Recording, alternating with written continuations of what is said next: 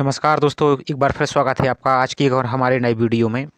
तो आज के वीडियो में हम देखेंगे एमपीपीएससी के द्वारा आयोजित हो चुकी परीक्षा असिस्टेंट रजिस्ट्रार यानी सहायक कुल सचिव के पेपर को, जो कि 2018 में संपन्न हुआ था। तो इसमें जो जनरल स्टडी के प्रश्न पूछे गए हैं आज हम उनको देखेंगे, जिसमें आपके लिए मोस्ट इंपॉर्टेंट 150 प्रश्न दिए गए हैं, जो कि आपकी आने वाली सभी परीक्षाओं के लिए अति महत्वपूर्ण होगा। तो आप वीडियो को अंत तक जरूर देखिए। साथ ही चैनल पर आप पहली बार आए हो तो चैनल को सब्सक्राइब जरूर कर लीजिए, ताकि इसी प्रकार हमारे इस चैनल पर विभिन्न प्रकार के जो हिंदी भाषी स्टेट पीसीएस हैं उनके प्रीवियस पेपर को कवर कराया जा रहा है। तो आपको आने वाली परीक्षाओं के लिए अधिक से अधिक लाभ हो, तो इसके साथ आप चैनल के लिए साथ जुड़े रहिए। तो चलिए देखते हैं आज के पेपर को। साथ ही जो आपकी 11 फरवरी को आपका हरियाणा पीसीएस, छत्तीसगढ़ पीसीएस और उत्तर प्रदेश आरओ एआरओ का पेपर भी लगा हुआ है। तो यदि आप उनको भी दे रहे हैं तो उनके लिए अति महत्वपूर्ण होगा। साथ ही इनके पेपर को होने के बाद आपको यहाँ पर उनके पेपर को कराया जाएगा, तो आप चैनल के साथ जुड़े रहिए। तो देखते हैं क्वेश्चन नंबर 1 से। और ये सभी प्रश्न जो आयोग ने ऑफिशियल आंसर की जारी की है, हालांकि उस समय परीक्षा ऑनलाइन आयोजित होती थी, तो उसी के आंसर की है। तो उसी आधार पर आपको प्रश्न कराए जा रहे हैं। और यदि आप प्रीवियस पेपर को रिवीजन करना चाहते हैं तो सबकी अलग अलग प्लेलिस्ट बना दी गई है, तो आप प्लेलिस्ट में जाकर अपनी सुविधा अनुसार प्रीवियस पेपर को रिवीजन कर सकते हैं। तो देखते हैं क्वेश्चन नंबर 1 से। पर्यावरण के अवयवों की प्रकृति कैसी होती है? तो आंसर होगा एक दूसरे से परस्पर अंतर संबंधित। पर्यावरण मानव विकास के लिए निम्नांकित में से क्या प्रदान करता है? तो सभी सही है, यानी पदार्थ, ऊर्जा एवं अनुकूल दशाएं, कूड़ा करकट फेंकने के लिए मुक्त स्थल, संचार एवं परिवहन के लिए माध्यम। नेक्स्ट देखिए, निम्नलिखित में से कौन सी एक प्राकृतिक आपदा नहीं है? तो औद्योगिक दुर्घटना ये क्या है? तो मानव निर्मित यानी कृत्रिम आपदा है, जबकि चक्रवात, बाढ़ और ज्वालामुखी ये प्राकृतिक आपदा हैं। नेक्स्ट देखिए, निम्नलिखित में से व्यक्ति और कार्य क्षेत्र उनको आपको मिलान करना है। तो इसको थोड़ा सा हम जूम आउट कर लेते हैं ताकि आपको प्रॉपर दिखे। तो आंसर होगा बी, यानी चंद्रशेखर टी सरवटे। तो आंसर होगा क्रिकेट खिलाड़ी। नेक्स्ट है चंद्रशेखर आज़ाद, तो स्वतंत्रता सेनानी। नेक्स्ट देखिए, किशोर कुमार तो पार्श्व गायक। और डॉक्टर बी आर अम्बेडकर तो संविधान निर्माता में अहम भूमिका। नेक्स्ट देखिए, और आपसे एक क्वेश्चन है कि आप चंद्रशेखर आज़ाद का पूरा नाम क्या है, ये आप जरूर बताइए, क्योंकि ये क्वेश्चन आपके यूपीपीएससी में इंटरव्यू में बहुत बार पूछा जाता है, जो कि पॉपुलर क्वेश्चन है। तो आप चाहें तो कमेंट में जरूर बता सकते हैं। नेक्स्ट देखिए, निम्नलिखित प्रसिद्ध और महान व्यक्तियों में से किनका जन्म मध्य प्रदेश में नहीं हुआ था? तो रानी लक्ष्मीबाई का नहीं हुआ था, इनका उत्तर प्रदेश में हुआ था। शंकर दयाल शर्मा, केशवदास और जीएस वर्मा इनका हुआ था। नेक्स्ट देखिए, निम्नलिखित पर्यावरणविदों में से किसने चिपको आंदोलन की शुरुआत हिमालय से की थी? तो सुंदरलाल बहुगुणा। नेक्स्ट है, भारत में पर्यावरण सुरक्षा अधिनियम किस वर्ष बनाया गया? तो 1986 में। नेक्स्ट देखिए, निम्नलिखित में से कौन सा बाघ प्रोजेक्ट मध्य प्रदेश में स्थित है? तो पेंच टाइगर रिजर्व। नेक्स्ट है, निम्न में से कौन सा तत्व प्राकृतिक है? निम्न में से कौन सा तत्व सांस्कृतिक पर्यावरण की रचना करता है? तो आंसर होगा इसका उपरोक्त सभी, यानी आर्थिक तत्व, सामाजिक तत्व और राजनीतिक तत्व। नेक्स्ट देखिए, भारत में जैव विविधता हॉटस्पॉट पाए जाते हैं? तो उपरोक्त सभी, यानी पश्चिमी घाट में, उत्तर पूर्वी हिमालय में और हिमालय में, यानी इस टाइप से याद रखिए, वेस्टर्न घाट, ईस्टर्न हिमालय और ये उत्तर पूर्वी हिमालय क्षेत्र है। नेक्स्ट देखिए, निम्न में से कौन सा सामाजिक प्रदूषण है? तो उपरोक्त सभी, यानी सामाजिक एवं शैक्षणिक पिछड़ापन, गरीबी और जनसंख्या विस्फोट। नेक्स्ट देखिए, सवाना बायोम भूमध्य रेखा के दोनों ओर स्थित हैं, तो 10 डिग्री से 20 डिग्री अक्षांशों के मध्य में स्थित है। नेक्स्ट देखिए, और सवाना यदि घास का मैदान पूछा जाए तो कहाँ पर है? अफ्रीका में। वायुमंडल में नाइट्रोजन गैस का प्रतिशत कितना है? तो 78.084। नेक्स्ट देखिए, प्रथम विश्व जलवायु सम्मेलन का आयोजन कहाँ हुआ था? तो जिनेवा में। पारिस्थितिक तंत्र में ऊर्जा का स्रोत क्या है? तो इसका आंसर होगा सूर्य। उपरोक्त सभी है, यानी सूर्य, विकिरण, ब्रह्मांड विकिरण और भूतापीय ऊर्जा। नेक्स्ट है, जॉर्ज सैंडर्स अभी हाल ही में चर्चा में रहे हैं क्योंकि उन्होंने 2017 का मैन बुकर पुरस्कार जीता है। तो आप वर्तमान में 2023 और 24 में अवार्ड दिए गए हैं जो भी, आप उनको याद रखिए। राज्यसभा के मनोनीत सदस्य श्री रघुनाथ महापात्रा एक विख्यात हैं, तो क्या है, मूर्तिकार। नेक्स्ट देखिए, द द कोएलिशन ईयर्स आत्मकथा किसकी है, तो श्री प्रणब मुखर्जी की, जो कि पूर्व राष्ट्रपति।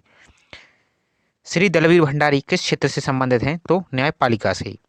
नेक्स्ट देखिए, अभी हाल ही में श्रीलंका द्वारा कौन सा बंदरगाह चीन को दिया गया है, तो हम्बनटोटा दिया गया है, जो कि 100 वर्षों के लिए चाइना को लीज पर दिया गया है।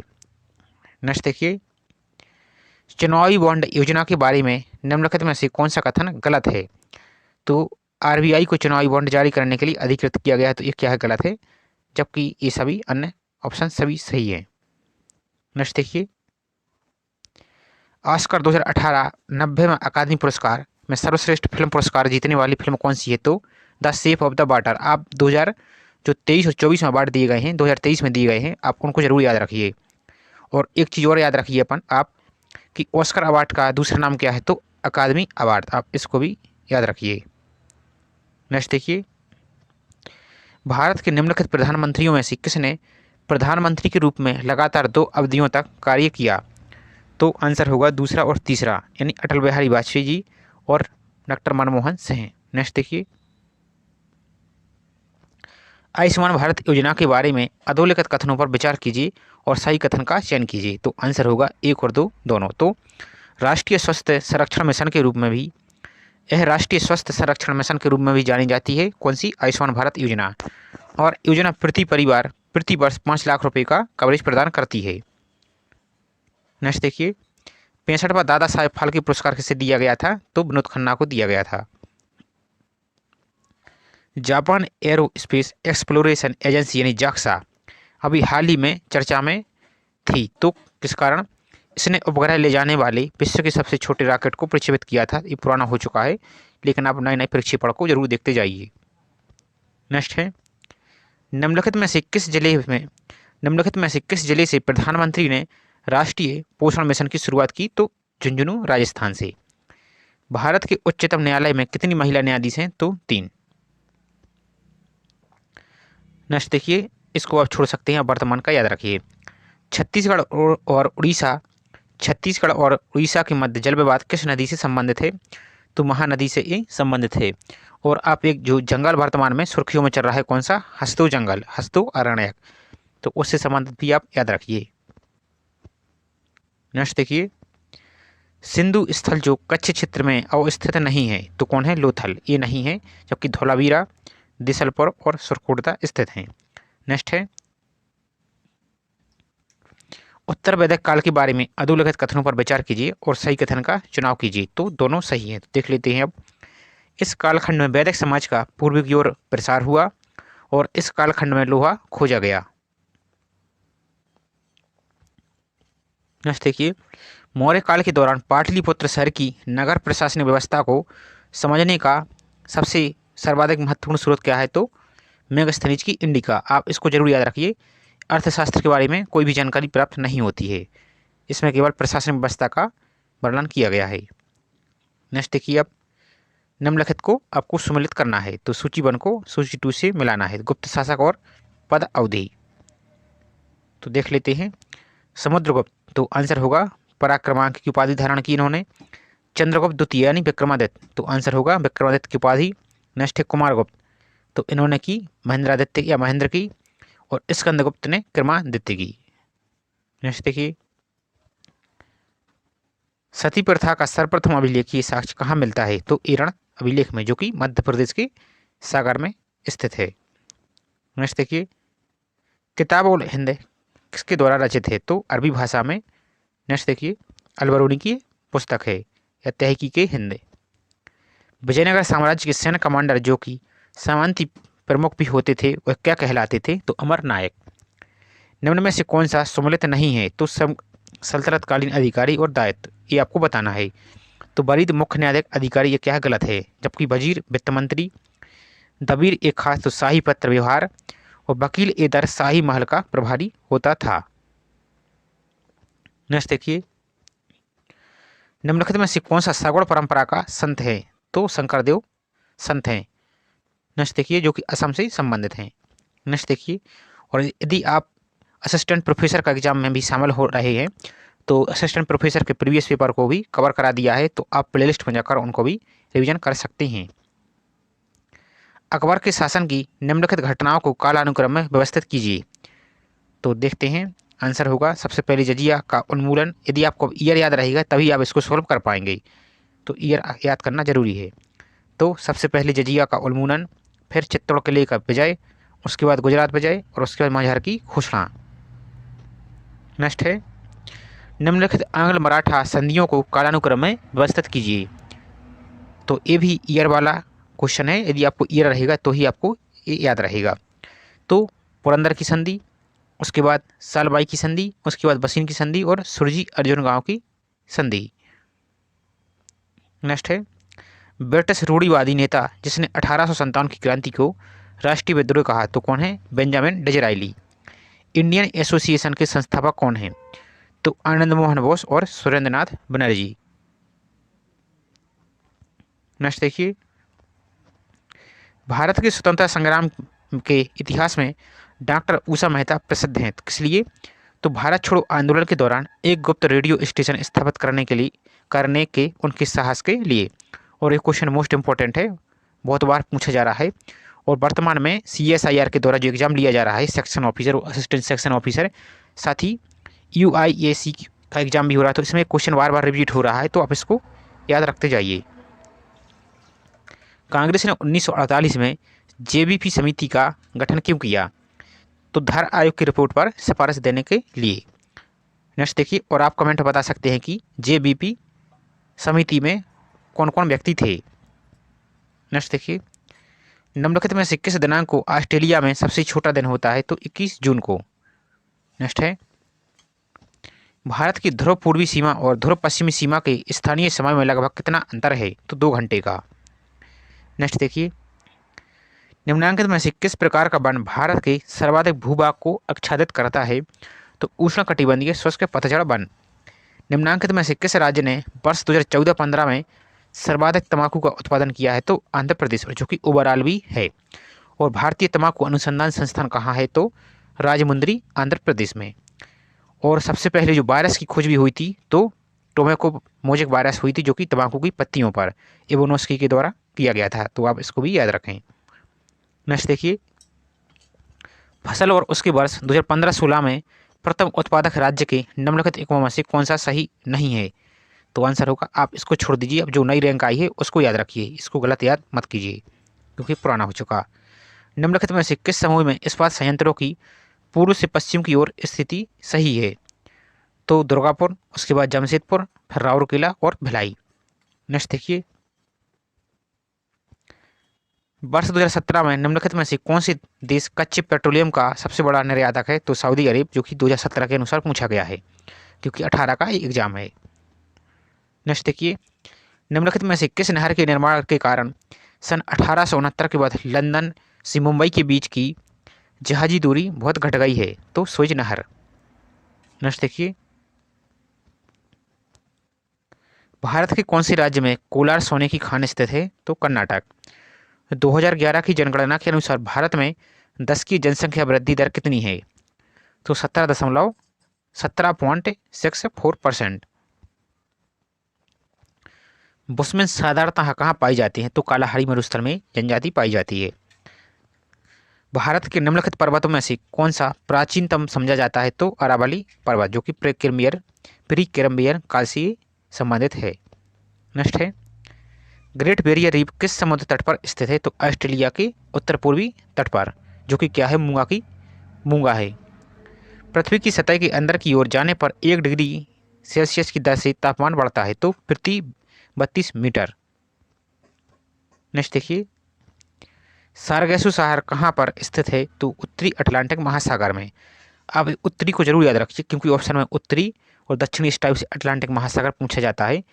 तो आप इसको जरूर याद रखिए, और आपकी प्रीलिम्स में भी पूछा गया है, साथ ही बीपीएससी में भी बहुत बार पूछा गया है, तो आप इसको 100% याद रखिए। भारत के संविधान में भारत के संविधान में कौन सा एक प्रावधान असम राज्य के संबंध में विशेष प्रावधान करता है? तो अनुच्छेद 371 बी। नेक्स्ट है,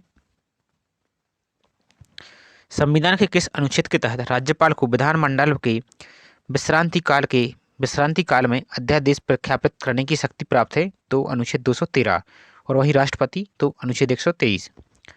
स्वतंत्र भारत में पहली बार संसदीय सचिव का पद किस वर्ष सृजित किया गया? 1951 में। और ये भी मोस्ट इंपॉर्टेंट है, आप इसको याद रखें। नेक्स्ट देखिए, निम्नलिखित ऐतिहासिक निर्णयों में से कौन सा एक सही रूप से सुमेलित नहीं है और नहीं? इस पर आप विशेष रूप से ध्यान दीजिए, नहीं तो आता हुआ क्वेश्चन गलत हो जाएगा। तो मिनर्वा मिल्स बात 1981 क्या है? गलत है। जबकि इंदिरा साहनी 1993 में, एन गोपालन बाद आया था 1950 में, और केशवानंद भारती बाद 1973 में। नेक्स्ट है, ग्राम पंचायतों को संवैधानिक स्थिति प्रदान करने की सर्वप्रथम आवश्यकता महसूस की गई थी? तो एल.एम. सिंघवी समिति 1986 के द्वारा। नेक्स्ट देखिए, संविधान 73वां संशोधन अधिनियम 1992 की निम्नलिखित क्रांतिकारी विशेषताओं के संबंध में निम्नलिखित पर विचार कीजिए। तो और सही कथन बताना है। तो 1, 2, 3 और 4 सही हैं। तो पंचायती राज संस्थाओं को संवैधानिक दर्जा, पंचायती राज संस्थाओं के अनिवार्य निर्वाचन, राज्य सरकार द्वारा कार्यों का अंतरण और पृथक राज्य निर्वाचन आयोग का गठन, जो कि अनुच्छेद 243 में राज्य निर्वाचन आयोग के बारे में बात की गई है। सदन में प्रश्नकाल के बाद मौखिक प्रश्न पूछे जाने वाले प्रश्न क्या कहलाते हैं? तो अनुपूरक प्रश्न। निम्नलिखित में से कौन सा एक सूचना का अधिकार अधिनियम 2005 के तहत लोक प्राधिकारी की परिभाषा में सम्मिलित नहीं है? तो सिविल सोसाइटी संगठन ये नहीं है। जबकि कोई प्राधिकारी या निकाय जो संविधान के तहत स्थापित है वही गठित हो वह शामिल होगा। कोई प्राधिकारी या निकाय जो समुचित सरकार की अधिसूचना द्वारा स्थापित है गठित वो भी शामिल होगा इसके दायरे में। कोई प्राधिकारी या निकाय जो संसदीय कानून के तहत स्थापित गठित हो वो भी इसमें शामिल होगा, यानी इसके दायरे में आएगा। विश्व बैंक के किस प्रतिवेदन में गुड गवर्नेंस के विचार पर जोर दिया गया है? तो 1992। किस वर्ष भारत में सिविल सेवा दिवस मनाया प्रारंभ किया? तो 2006 में। और इसी प्रकार जो आपके 2023 का प्रीलिम्स हुआ था तो उसमें भी योग दिवस पूछा गया था। विश्व योग दिवस कब से प्रारंभ हुआ? तो 2015 से। तो आप इस टाइप के प्रश्नों को भी याद करते जाइए। निम्नलिखित में से कौन सा देश पेट्रोलियम निर्यातक देश यानी ओपेक का सदस्य नहीं है? तो आंसर होगा मलेशिया, ये नहीं है। जबकि ईरान, इराक और सऊदी संयुक्त अरब अमीरात ये सभी शामिल हैं। भारत के संविधान के अनुच्छेद 280 का संबंध किससे है? तो वित्त आयोग से। नेक्स्ट देखिए, निम्नलिखित में से कौन सा कार्य व्यापारिक बैंक का नहीं है? तो नोट निर्गमन का कार्य ये क्या है? तो आरबीआई का कार्य है। जबकि साख का निर्माण, यात्री चेक जारी करना ये इनके कार्य हैं अन्य बैंकों के। भारत में प्रथम नवीन औद्योगिक नीति किस वर्ष घोषित की गई? तो अप्रैल 1948 में। नेक्स्ट है, भारतीय लघु उद्योग विकास बैंक यानी सिडबी की स्थापना कब हुई? तो 1990 में। और एक क्वेश्चन आपके प्रीलिम्स 2023 में भी पूछा गया है, तो आप इसको देख सकते हैं। नेक्स्ट देखिए, वर्ष 2018 की विंबलडन महिला एकल चैंपियनशिप का विजेता कौन था? तो एंजेलिक करबर। आप इसको छोड़ दीजिए और जो 2023 में स्पोर्ट हुई है उनको याद रखिए। मध्य प्रदेश सरकार ने प्रथम खेल नीति कब घोषित की? तो 1989 में। इसके लिए डिलीट कर दिया है तो आप इसको छोड़ सकते हैं, लेकिन आप इसका फुल फॉर्म जरूर याद रखिए। Sai, sport authority of India. इसका मुख्यालय कहाँ है? तो नई दिल्ली में। नेक्स्ट है, एक्सपेडाइट पद्धति किस खेल से संबंधित है? तो टेबल टेनिस से। प्रथम शरद ऋतु ओलंपिक खेल किस वर्ष हुए? 1924 में। नेक्स्ट है, अंतर्राष्ट्रीय ओलंपिक कमेटी का मुख्यालय कहाँ स्थित है? तो लोसाने में। और एक क्वेश्चन आपके प्रीलिम्स में भी पूछा गया है। करम मेलसुरी ने किस ओलंपिक में कांस्य पदक जीता था? तो सिडनी 2000 में।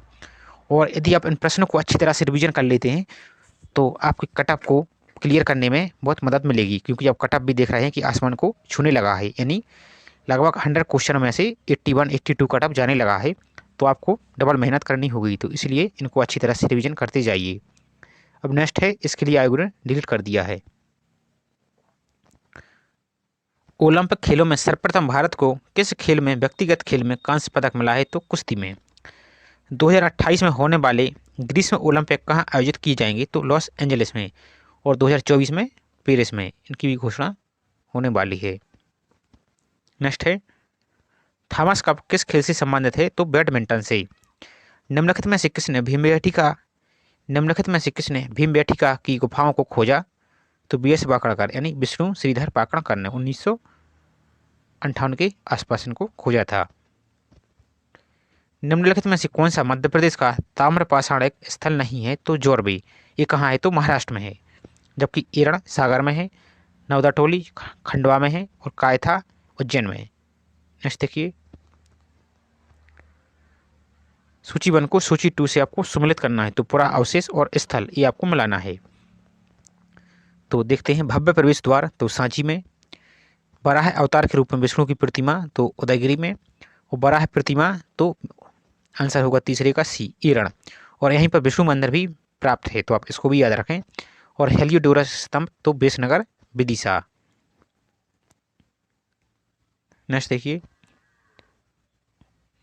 शासक जो चंदेल राजवंश से संबंधित नहीं है? तो देवपाल। जबकि बागपति, यशोधर्मन और विजयपाल ये सभी संबंधित हैं। नेक्स्ट देखिए, सुभद्रा कुमारी चौहान के बारे में निम्नलिखित कथनों को पढ़िए और सही कथन का चयन कीजिए। तो तीनों कथन सही हैं, अब देख लेते हैं। उनका जन्म इलाहाबाद में हुआ था और उनका विवाह खंडवा के ठाकुर लक्ष्मण सिंह चौहान के साथ हुआ था। कविता वीरों का कैसा हो बसंत उनके द्वारा रचित है। और 1948 में कार दुर्घटना में उनका निधन हुआ था। और इनकी अन्य रचनाएं हैं, जैसे वीरों का कैसा हो बसंत, त्रिधारा, मुकुल, बिखरे मोती, ये सभी इनकी अन्य रचनाएं हैं। नेक्स्ट देखिए, कौन सा सम्मिलित नहीं है? तो लोक रंग समारोह 2018 जबलपुर, ये क्या है? गलत है। जबकि खजुराहो नृत्य समारोह 2017 खजुराहो में, मालवा उत्सव इंदौर, तानसेन समारोह ग्वालियर। नेक्स्ट देखिए, जलाजू भगोरिया जनजाति उत्सव से संबंधित नहीं है? तो ग्वालियर, यहाँ पर नहीं होता, यहाँ पर व्यापार मेला आयोजित होता है। जबकि झाबुआ, धार और खरगोन यहाँ पर भगोरिया नृत्य या फेस्टिवल मनाया जाता है। निम्नलिखित में से कौन सा टाइगर रिजर्व नहीं है? तो माधव राष्ट्रीय पार्क। तो जबकि संजय डोगरी राष्ट्रीय पार्क, सतपुड़ा राष्ट्रीय उद्यान और कान्हा राष्ट्रीय पार्क। नेक्स्ट देखिए, मध्य प्रदेश का सबसे बड़ा कोयला क्षेत्र कौन सा है? तो सुहागपुर कोयला क्षेत्र।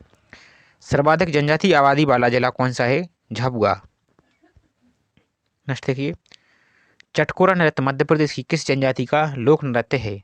कोरकू जनजाति का। ताप्ती नदी मध्य प्रदेश की किस जिले से उद्गमित होती है? तो बैतूल से। अब यदि आपसे क्वेश्चन पूछा जाए कि ताप्ती नदी बैतूल किस नदी के किनारे है, ताप्ती नदी के किनारे कौन सा जिला है? तो बैतूल। नेक्स्ट देखिए, और यदि एक क्वेश्चन और पूछ लिया जाए कि गोरखपुर किस नदी के किनारे है? तो राप्ती। आप इसको याद रखिए, ताप्ती नहीं, ध्यान रखिए राप्ती है, जो कि आपसे कम्युनिटी टैब में भी पूछा गया था, तो बहुत से लोगों ने आंसर गलत भी दिया है। नेक्स्ट देखिए, अब मुख्यमंत्री के रूप में कार्यकाल की अवधि के आधार पर मध्य प्रदेश के अधोलिखित मुख्यमंत्रियों को अवरोही क्रम यानी सर्वाधिक अवधि सर्वप्रथम में व्यवस्थित कीजिए। तो आंसर होगा डी। अब देख लेते हैं, सबसे अधिक शिवराज सिंह चौहान, उसके बाद दिग्विजय सिंह, उसके बाद अर्जुन सिंह और उसके बाद प्रकाश चंद्र सेठी। नेक्स्ट देखिए, मध्य प्रदेश के निम्नलिखित शिखरों को आरोही क्रम यानी सबसे छोटी सर्वप्रथम में व्यवस्थित कीजिए। तो आंसर होगा डी। तो देख लेते हैं अब, कलूमार या सद्भावना शिखर। तो आप इसको जरूर याद रखिए कि सद्भावना शिखर का दूसरा नाम क्या है? कलूमार, क्योंकि अभी यही क्वेश्चन पूछा जा सकता है। तो कलूमार, उसके बाद अमरकंटक, फिर चौरागढ़ और उसके बाद धूपगढ़। नेक्स्ट देखिए, कपिलधारा जलप्रपात मध्य प्रदेश के किस जिले में है? तो अनूपपुर में। मध्य प्रदेश में निम्नलिखित पर्वत श्रेणियों में कौन सी श्रेणी दो बड़ी नदियों के बीच स्थित है? तो सतपुड़ा श्रेणी। मध्य प्रदेश का सबसे बड़ा अपवाय तंत्र कौन सा है? तो गंगा यमुना अपवाय तंत्र। नेक्स्ट देखिए, क्वेश्चन देख लेते हैं। तो 103, 150 टोटल क्वेश्चन हैं इसमें। नेक्स्ट है निम्नलिखित में से क्षेत्रफल में मध्य प्रदेश का कौन सा राष्ट्रीय उद्यान सबसे बड़ा है? तो कान्हा राष्ट्रीय उद्यान। मध्य प्रदेश में यूनेस्को द्वारा विश्व धरोहर स्थल के रूप में सूचीबद्ध किस स्मारक समूह का निर्माण चंदेल शासकों ने करवाया था? तो खजुराहो का। नेक्स्ट है निम्न में से कौन सी नदी घाटी को विभ्रंश घाटी समझा जाता है? तो नर्मदा घाटी को। निम्नलिखित में से कौन सा मध्य प्रदेश के राज्य कार्यवाहक राज्यपाल नहीं रहे? तो जीडी दीक्षित, जबकि न्यायमूर्ति एनडी ओझा, न्यायमूर्ति पीएन दीक्षित और न्यायमूर्ति जीपी से हैं। और एक क्वेश्चन आपकी स्टेट सर्विस प्रीलिम्स में भी पूछा गया था। मध्य प्रदेश के किन जिलों में लिंगानुपात 1000 से अधिक है? तो डिंडोरी, मंडला, बालाघाट और अलीराजपुर। मध्य प्रदेश में मुख्यमंत्री आवास योजना क्रियान्वित की गई अगस्त 2007 में। नेक्स्ट है इसको आप छोड़ सकते हैं क्योंकि ये पुराना हो गया है डाटा। निम्नलिखित संगठनों में कौन सा एक संगठन मध्य प्रदेश में तेजस्विनी ग्रामीण रोजगार कार्यक्रम के लिए वित्तीय सहायता प्रदान कर रहा है? तो IFAD। नेक्स्ट है हाल ही में मध्य प्रदेश में प्रारंभ की गई समाधान एक दिन तत्काल सेवा में कितने सेवा प्रदाता विभाग सम्मिलित किए गए? तो 14। नेक्स्ट है निम्नलिखित में से कौन सा एक तथ्य कुशाभाऊ ठाकरे अंशदायी पेंशन योजना 2008 के लिए निर्धारित पात्रता शर्तों को लेकर सही नहीं है? तो आंसर होगा सी, जबकि ये सभी अन्य शामिल हैं। आप इनको देख सकते हैं। नेक्स्ट देखिए निम्नलिखित में से मध्य प्रदेश के किस जिले में साक्षरता दर सर्वाधिक है? तो इंदौर में। इनमें से आपको बताना है दिए गए ऑप्शन में। नेक्स्ट है वर्तमान में भारत की सकल घरेलू उत्पादन जीडीपी में कृषि का लगभग कितना प्रतिशत है? तो 14%। नेक्स्ट देखिए अब जो नए डाटा आया है उनको भी एक बार आप देख लीजिए। भारत की संचित निधि से राज्यों को सहायता अनुदान के प्रावधान से संबंधित सिद्धांतों की सिफारिश की जाती है? तो वित्त आयोग के द्वारा। निम्नलिखित में से कौन सा एक मानव विकास सूचकांक यानी HDI का संकेतक नहीं है? तो राष्ट्रीय आय, जबकि अच्छा जीवन, ज्ञान और जीवन प्रत्याशा। नेक्स्ट है निम्नलिखित में से कौन सी अवधि भारत में प्रथम हरित क्रांति की अवधि कही जाती है? तो 1966 से 69 की अवधि। निम्नलिखित में से कौन सा एक 12वीं पंचवर्षीय योजना का मुख्य लक्ष्य था? तो समावेशी विकास। नेक्स्ट देखिए निम्नलिखित में से कौन सा एक जिला मध्य प्रदेश में जनसंख्या को लेकर सबसे छोटा है? तो अब ध्यान रखिए कि यदि 2011 के अनुसार पूछा जाए तो हरदा होगा।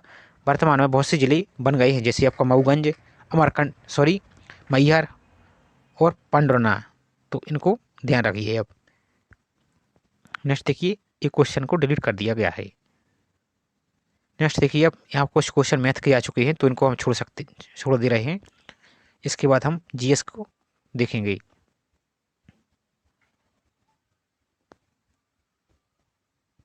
नेक्स्ट देखिए निम्न में से कौन वेब ब्राउजर प्रथम वेब ब्राउजर था? तो मोजाइक। नेक्स्ट है प्रत्येक वेब पेज जो इंटरनेट पर प्रदर्शित होता है अपने से संबंधित एक विशिष्ट पता रखता है। यह पता जाना जाता है तो यूनिफॉर्म रिसोर्स लोकेटर यानी URL। नेक्स्ट है इंटरनेट की गति माप की निम्न संख्या द्वारा की जाती है? तो प्रति यूनिट समय बिट ट्रांसफर के द्वारा। निम्न में से कौन सी वेबसाइट अकादमिक नहीं है? तो आंसर होगा www.finance.org.in। ये क्या है? एक संगठन है, जबकि .ac यानी अकादमिक ये क्या है? सभी अकादमिक वेबसाइट हैं। नेक्स्ट है निम्न में से कौन सा सर्च इंजन नहीं है? तो आंसर होगा ये क्या है? एक सर्च इंजन नहीं है, ये क्या है? एक वेबसाइट है, जबकि google.com, webpedia.com ये सभी क्या है? yahoo.com ये सभी सर्च इंजन हैं, जबकि ये क्या है? एक ऑर्गेनाइजेशन की वेबसाइट है। नेक्स्ट देखिए निम्न में से कौन चैट इंजन नहीं है? तो इनमें से कोई नहीं। किसी ईमेल को कंपोज करते समय हमें 3 विकल्प मिलते हैं। टू यानी जिसको आप भेज रहे हैं, फिर उसके बाद आपने देखा होगा ईमेल भेजते जब CC, और उसके बाद लिखा रहता है BCC। तो यहाँ पर BCC का अर्थ क्या है? तो आपको बताना है। तो BCC का अर्थ है ब्लाइंड कार्बन कॉपी। नेक्स्ट देखिए और इसमें क्या होता है CCC, यदि आप एक साथ अन्य लोगों को भी ईमेल भेजना चाहते हैं तो इसमें भी आप टाइप करके भेज सकते हैं। नेक्स्ट देखिए इंटरनेट से डाउनलोड करते समय कुछ फाइलें कंप्रेस्ड रूप में हो सकती हैं, जिनका विस्तार क्या है, तो इनमें से सभी यानी जिप फाइल, .tar, ये सभी क्या है, फाइल की साइज हैं। जैसे आप PDF देखते हैं, .pdf, ये क्या है, एक फाइल है। नेक्स्ट देखिए आप, कंप्यूटर और संचार प्रौद्योगिकी के क्षेत्र में काम करने वाला राष्ट्रीय संगठन कौन सा है, तो इनमें से सभी यानी राष्ट्रीय सूचना विज्ञान केंद्र यानी NIC, राष्ट्रीय सॉफ्टवेयर और सेवा कंपनी एसोसिएशन और सूचना प्रौद्योगिकी विभाग। वीडियो कॉन्फ्रेंसिंग निम्न द्वारा की जाती है, तो IP नेटवर्क के द्वारा। नेक्स्ट देखिए, निम्न में से कौन सी तकनीक बेतार नेटवर्क पर तेज गति का डाटा संचार प्रदान करती है, तो इनमें से सभी यानी वायरलेस लैन, वाईफाई और वाईमैक्स। नेक्स्ट है, इंटरनेट द्वारा ऑनलाइन सीखना जाना जाता है, तो E-लर्निंग के द्वारा। निम्न में से कौन दूरसंचार उपकरण है, तो ये सभी यानी टेलीफोन, टेलीग्राफ और इंटरनेट के साथ कंप्यूटर। नेक्स्ट है, निम्न में से कौन वीडियो कंप्रेशन तकनीक है, तो MPEG, ये क्या है, वीडियो की एक फाइल है।